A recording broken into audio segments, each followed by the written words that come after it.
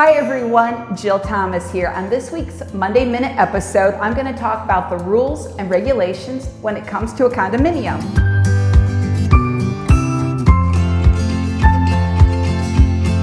Each condominium has its own set of enforceable rules and regulations. When I know someone's serious about buying a condo, I need to dig a little deeper into their lifestyle to make sure that it matches the condo. There are a surprising number of common restrictions. The first has to do with vehicles. There might be a limit on the number of vehicles you're allowed or how many parking spots that you have deeded to the unit.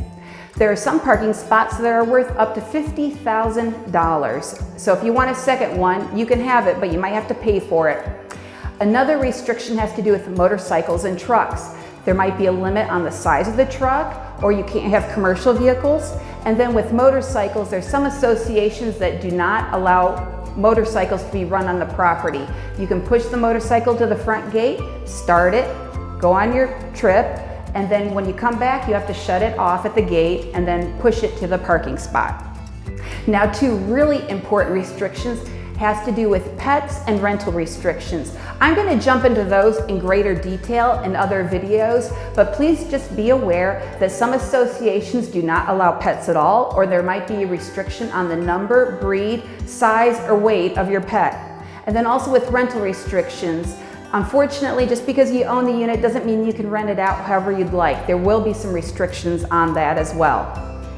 Some other restrictions has to do with age limits. There's some associations that are 55 plus or 62 plus, and that means that one person on the deed has to be at least 55 or 62 years old. Something else that might be really surprising has to do with updates. If the condo has floors, that there might be a restriction on what kind of flooring you can install. Now, this typically has to do with older buildings, but because of the sound barrier, they wanted to make sure that the people below couldn't hear those above. So as a result, there might be some buildings where you're only allowed to have ceramic tile in the kitchen and in the bathrooms, and you can only have carpet in the common areas and in the bedrooms. Now, some of these associations are starting to update their rules because the flooring underlayment has really gotten better, but you just want to be mindful of that. And then also there could be some restrictions on those service people coming in to install the flooring. There might be restrictions on the days of the week or the hours of the day that people can come into your unit.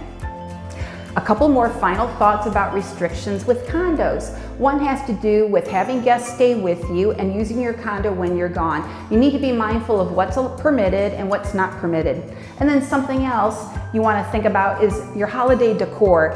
There might be restrictions on decorating balconies, the front door of the unit, the front yard, especially if you're in a villa. Are you allowed to decorate the trees out front, put Christmas lights out, or anything else? So just think about that and what you prefer to do and what the condominium may or may not allow.